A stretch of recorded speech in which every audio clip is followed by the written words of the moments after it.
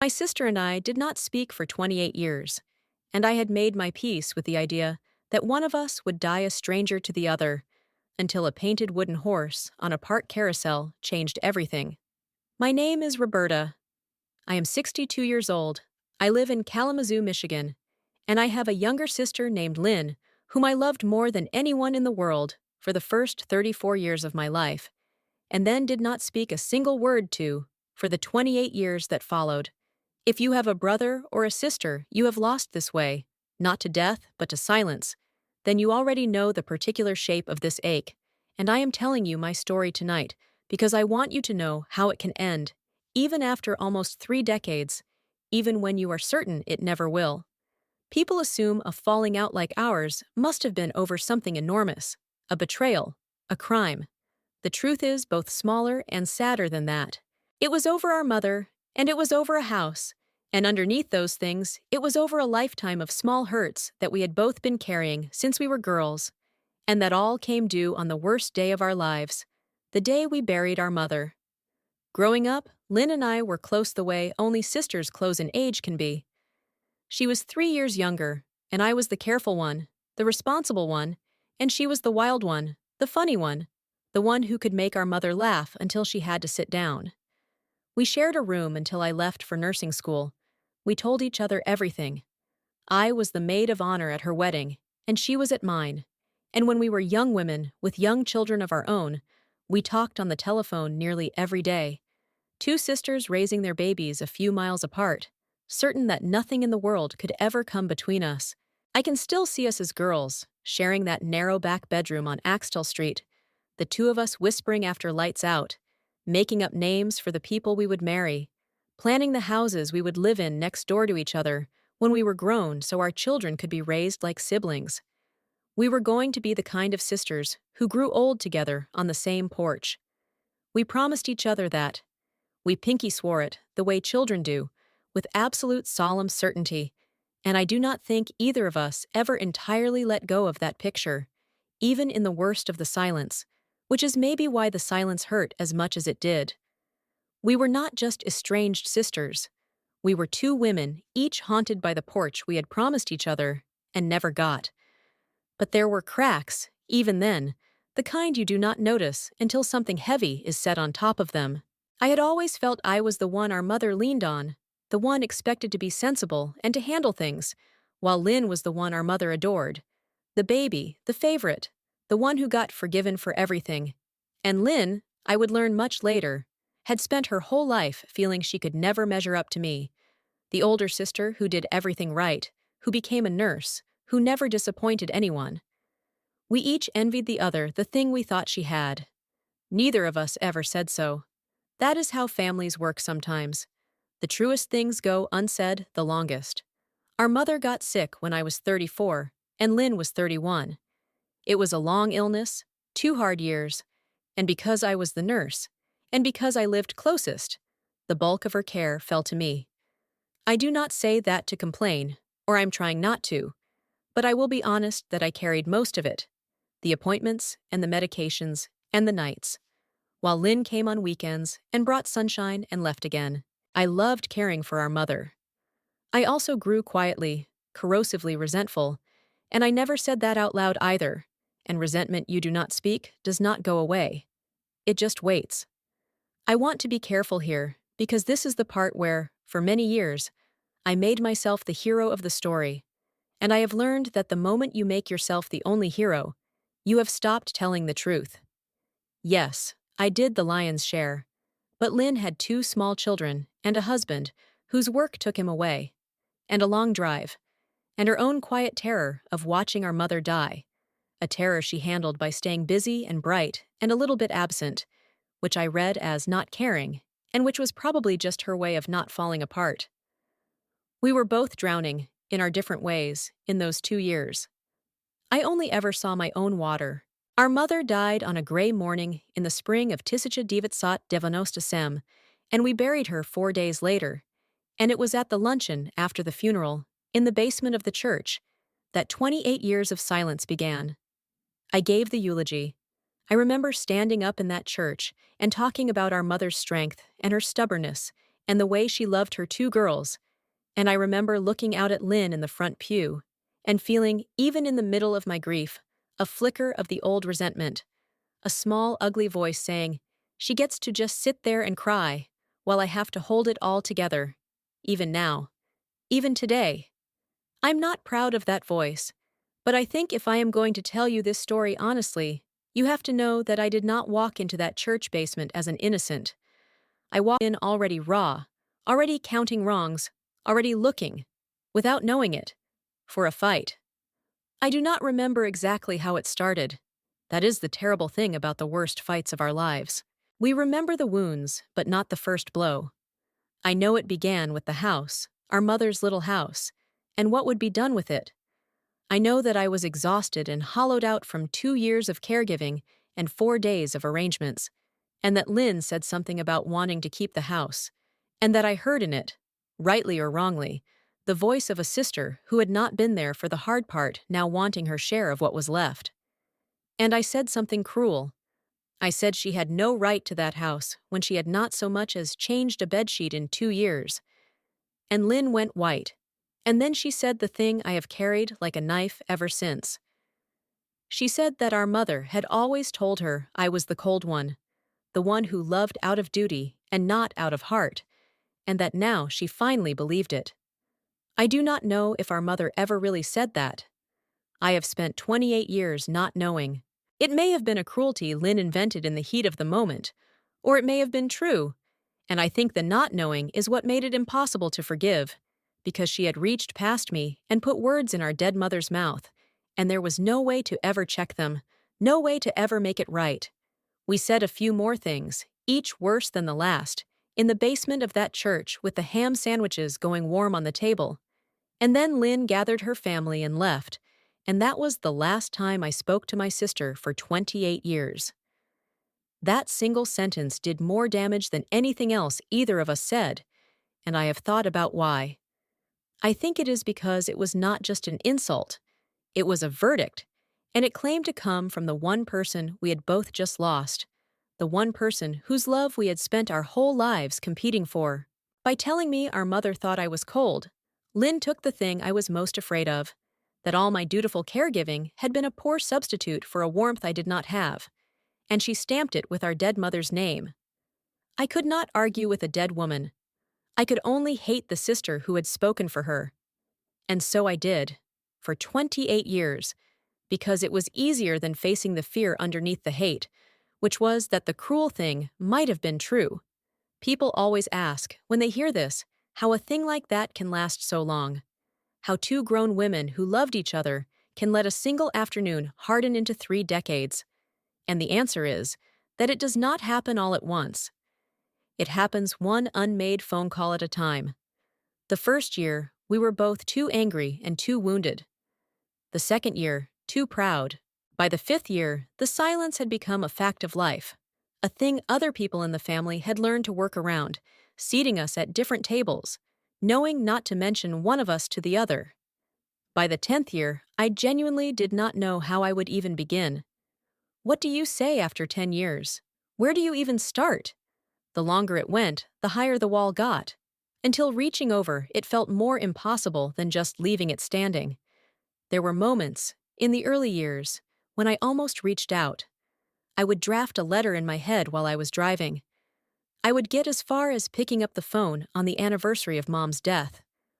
Once, maybe 7 years in, I actually drove past Lynn's house, slowed down, saw her car in the driveway, and kept going, my heart pounding like I had done something dangerous. Every near reach that I pulled back from made the next one harder, because now there was not just the original fight to overcome, but all the silence since, all the years I had also let pass. The wall was not built on the day of the funeral. I built it a little higher every time I chose, again, not to call. We lost so much. We missed each other's children growing up. I was not at her son's wedding. She was not there when my Tom had his heart surgery. We became to each other a name that made the room go quiet, a person spoken of in the past tense, though we were both still very much alive.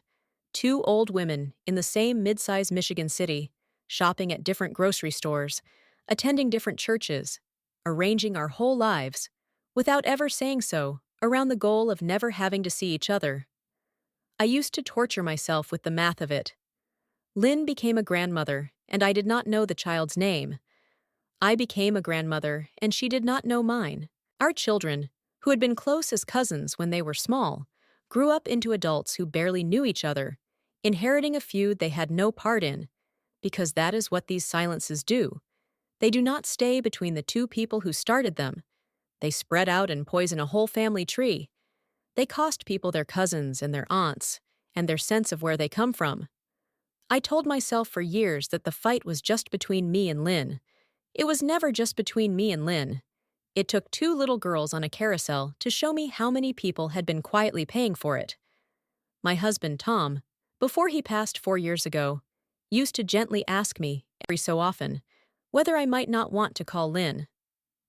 "Life is short, Bertie," he would say, and I would tell him it was too late, that too much had been said, that she clearly did not want to hear from me, or she would have called herself. We each told ourselves the same story, I am sure, on our separate sides of that wall. She has not called me, so she must not want me. It never once occurred to either of us, in 28 years, that the other was sitting by a telephone thinking the very same thing. Now I have to tell you about my granddaughter, because she is the one who did what two grown women could not do in 3 decades. She did it without even knowing she was doing it, which I have come to believe is the only way these things ever truly get done. Her name is Ellie. She is my daughter Karen's girl, 6 years old, with a gap where her front teeth used to be, and a laugh exactly like my mother's, which undoes me every time I hear it. Since Tom died, Ellie has been the great light of my life, and I keep her 2 days a week while Karen works. And our great ritual, the thing Ellie lives for, is the carousel at Milham Park. Karen worries about me, since her father died. She thinks I am lonely, and she is right, though I would never burden her with how right. So she gives me Ellie 2 days a week, partly because she needs the childcare, and partly, I know, because she understands that the child is medicine for me, that a 62-year-old widow needs something small and bright to organize her days around, something that needs her, something that waves at her from a painted horse and is overjoyed every single time to find her still standing at the rail. It is an old carousel, restored, with hand-painted horses and a band organ that plays those wheezy old tunes, and Ellie is mad for it. Every Wednesday and every Friday, rain or shine, we go, and she rides her favorite horse, a white one with a golden mane she has named Buttercup, around and around, waving at me every single time she comes past, as though she has been gone on a long voyage and is overjoyed to find me still there. I stand at the rail and wave back until my arm aches, and those afternoons at the carousel have been, I think, the thing that kept me from drowning in the loneliness after Tom. I love that carousel almost as much as Ellie does, though for different reasons. There is something about it that holds time still. The same horses our own mother might have ridden. The same wheezing organ, children going around and around, their faces flashing past and coming back, past and coming back, the way the people we love do in memory long after they are gone. I would stand at that rail and watch Ellie circle, and I would think about my mother, and about Tom, and yes, sometimes in the place I did not look at too directly, about Lynn, about the porch we promised each other, about how strange it was to be growing old without the one person who had been there at the very beginning.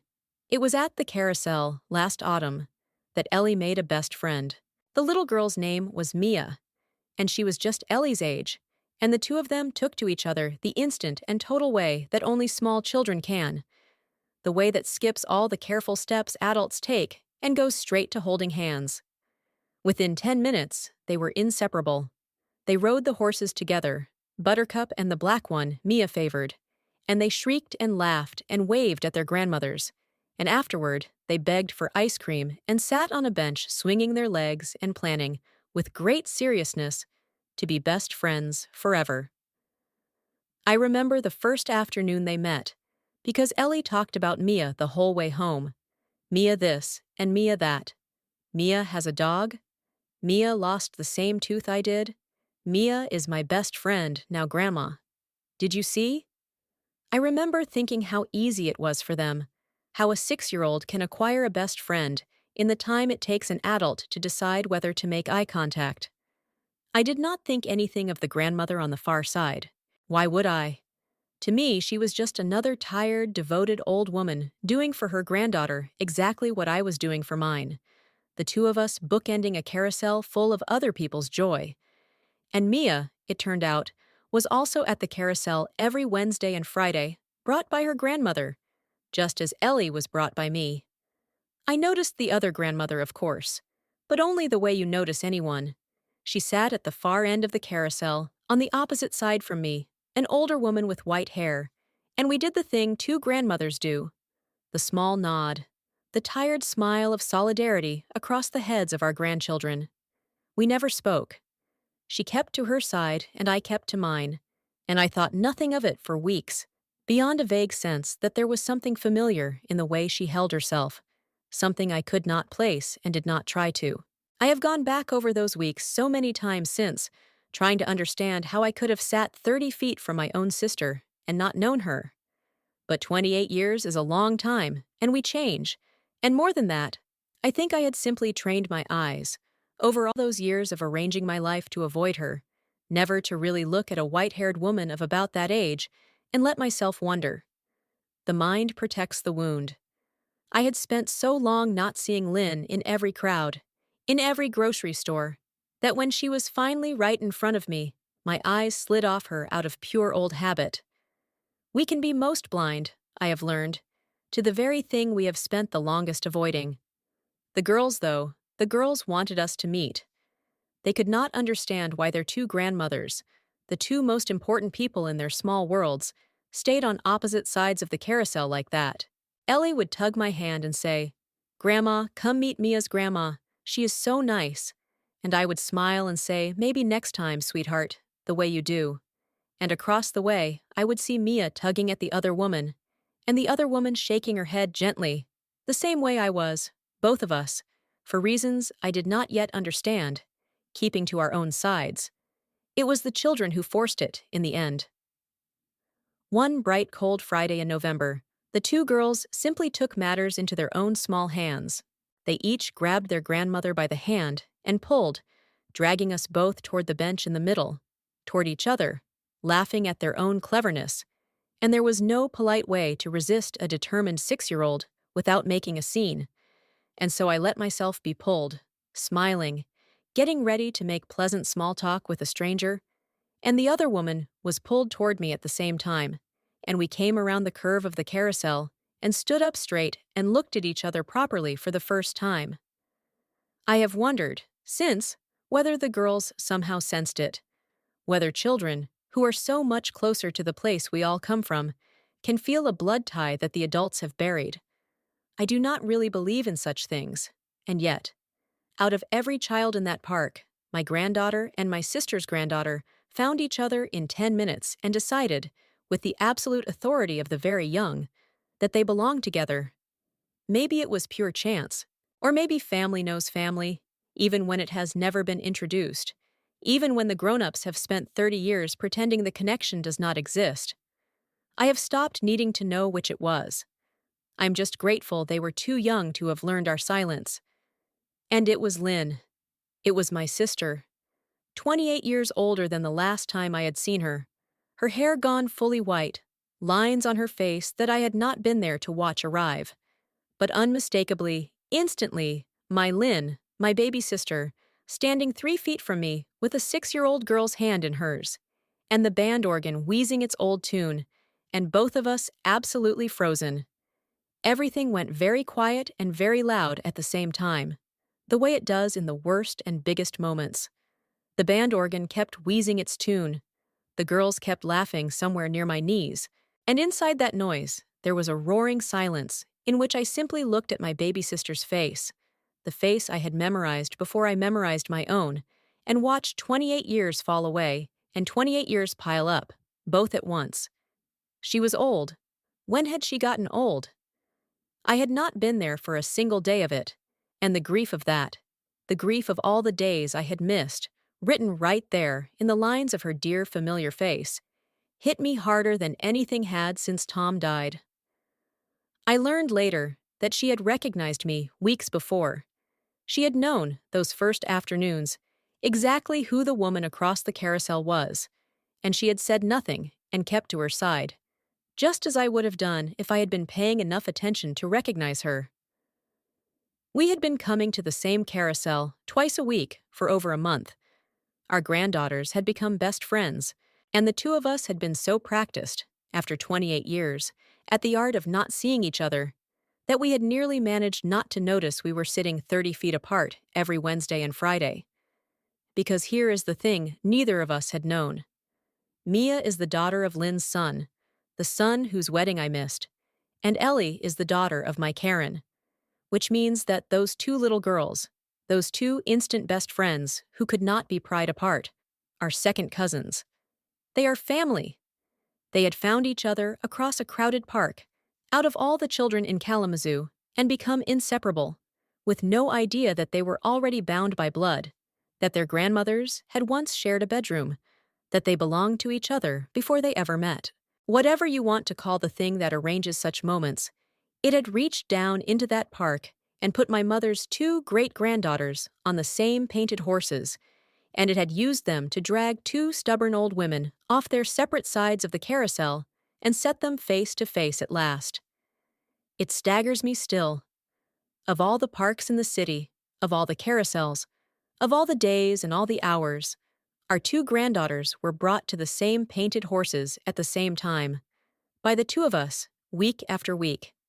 The odds of it feel impossible until you remember that Lynn and I had each, separately, chosen the prettiest old-fashioned carousel in Kalamazoo to delight our grandchildren, because we are sisters, because we have the same taste, because our mother took us both to a carousel just like it when we were small. We did not collide by accident. We collided because we are, underneath everything, underneath even 28 years of silence, profoundly the same. We were always going to end up at the same carousel. It just took two children to make us look up. We did not embrace. I want to be honest about that, because the movies would have us fall into each other's arms weeping, and real life that has 28 years of scar tissue in it, does not work that way. We stood there. We said each other's names. Lynn. Roberta. Just the names. Quietly. Like two people confirming something they could not quite believe. And the little girls, sensing something enormous in the air that they could not name, went quiet and looked up at us. What I felt, in those first frozen seconds, was not love, not yet. It was fear. The old animal fear of the person who has the power to wound you worst. Part of me wanted to gather Ellie and flee, to protect the fragile piece of my small widowed life from this woman who had once put words in our dead mother's mouth. 28 years of practiced avoidance does not evaporate because a child pulled your hand. But underneath the fear, rising slowly, was something older and stronger, something that had been waiting in me since that back bedroom on Axtell Street, and it was simply this. That is my sister. I know her. There she is. After all this time, there she is. And then Ellie said the thing that broke it open. She looked up at me and she said, "Grandma, do you and Mia's grandma know each other?" And I looked at this child, my mother's great-granddaughter, with my mother's laugh, and I could not lie to her, and I could not say the cold true thing either, that we had not spoken in 28 years, and so what came out of me was something I did not plan, something that had been waiting 28 years to be said. I said, "Yes, baby. This is my sister. This is your great-aunt Lynn. I have missed her very much."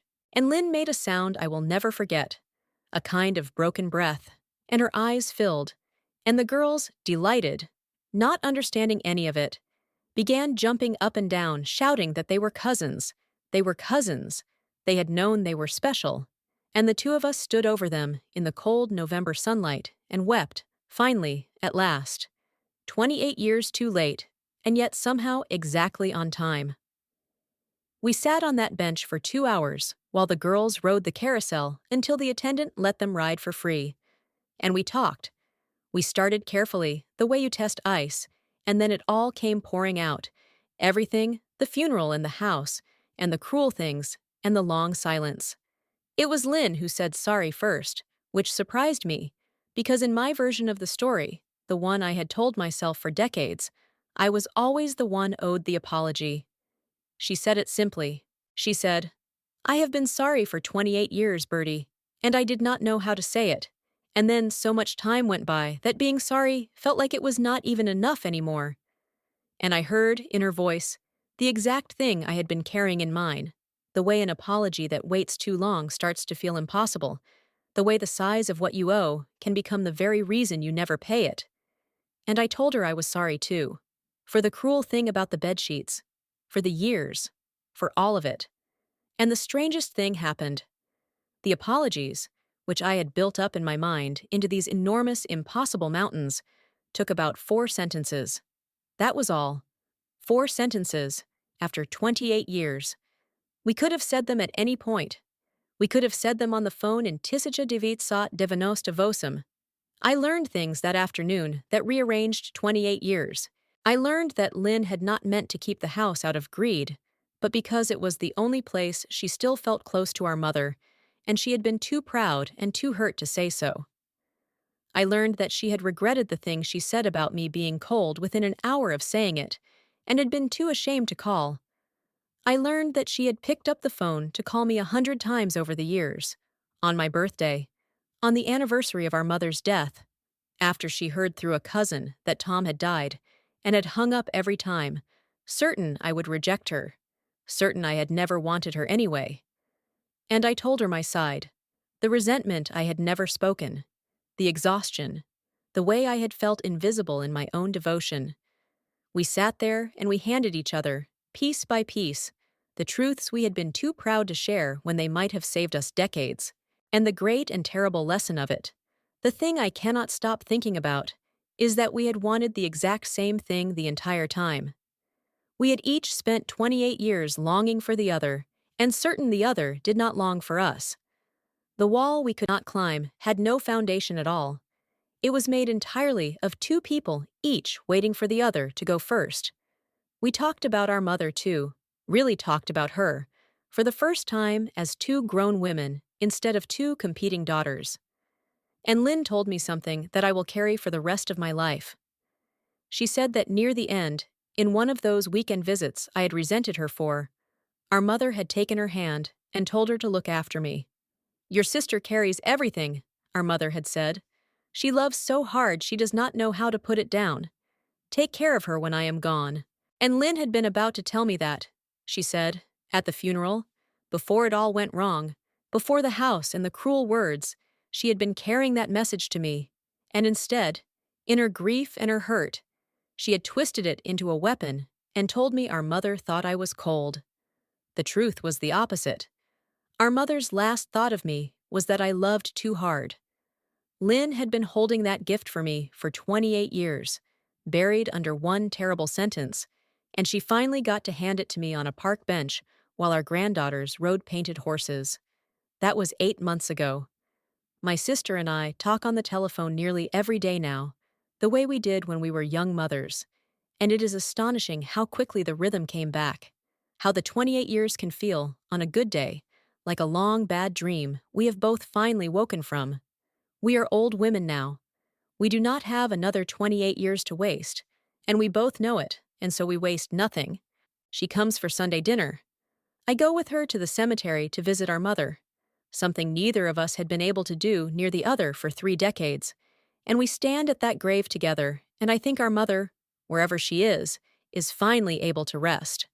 We are trying to make up for lost time, though we both know you cannot, not really. We look at photographs together, her filling in the years of my life she missed, me filling in hers. She shows me pictures of her son's wedding, the one I was not at, and instead of the old stab of being left out, I just feel grateful to finally see it. I show her Tom, in his last years, the good ones, and she weeps for a brother-in-law she barely got to know and wishes she had. We are stitching the two halves of a family, back together with our bare hands, in whatever evenings we have left, and some nights on the phone we laugh like the girls in that back bedroom on Axtell Street, and for a moment the 28 years are simply gone, as though we had never lost a single day. The first time we went to our mother's grave together, neither of us could speak. We just stood there, two old women in our coats, in front of the stone we had each been visiting alone for years, always careful to go on different days. After a while, Lynn reached over and took my hand, the way she used to when we were girls crossing a busy street. And I let her, and we stood there holding hands over our mother's grave, and I swear I felt something settle in the ground beneath us. Some long-held breath finally let go. We had given our mother back the one thing she asked for with her dying words. We were taking care of each other again, at last. The girls, Ellie and Mia, have no idea what they did. To them, it is the simplest thing in the world. They made a friend at the Carousel, and the friend turned out to be family, and now they get to see each other all the time, and their grandmas are sisters. And is that not wonderful? And can they please have ice cream? They will not understand, until they are much older, that they reached into a wound that two grown women had given up on for nearly 30 years, and healed it with nothing but the pure stubborn love that small children have. The love that does not know yet how to hold a grudge. The love that simply grabs you by the hand and pulls you toward the person you are supposed to be with. We did finally tell them, a little, in words a child can hold. We sat them down with ice cream and told them that a long time ago, before they were born, their grandmas had had a big fight and stopped talking, and that the two of them, by becoming best friends, had brought the whole family back together. Ellie considered this with great seriousness, the ice cream dripping down her hand, and then she said, "But why didn't you just say, 'Sorry, that's what you tell me to do'?" And Lynn and I looked at each other over the heads of our granddaughters, two old women caught flat by the simplest question in the world, and we did not have a single good answer for her. Because she was right. She was completely right. It really was that simple, the whole time, and it had taken us 28 years and a 6-year-old to see it. I keep thinking about all the Wednesdays and Fridays we nearly missed it. How many afternoons Lynn and I sat 30 feet apart, recognizing each other, saying nothing. Both of us so well trained in our silence that we almost let the children's friendship be the only bridge, almost let another year go by on our separate sides of the carousel. It terrifies me how close we came to dying as strangers in the same small city, when the whole time my sister was right there, white-haired and waiting, longing for me exactly as hard as I was longing for her.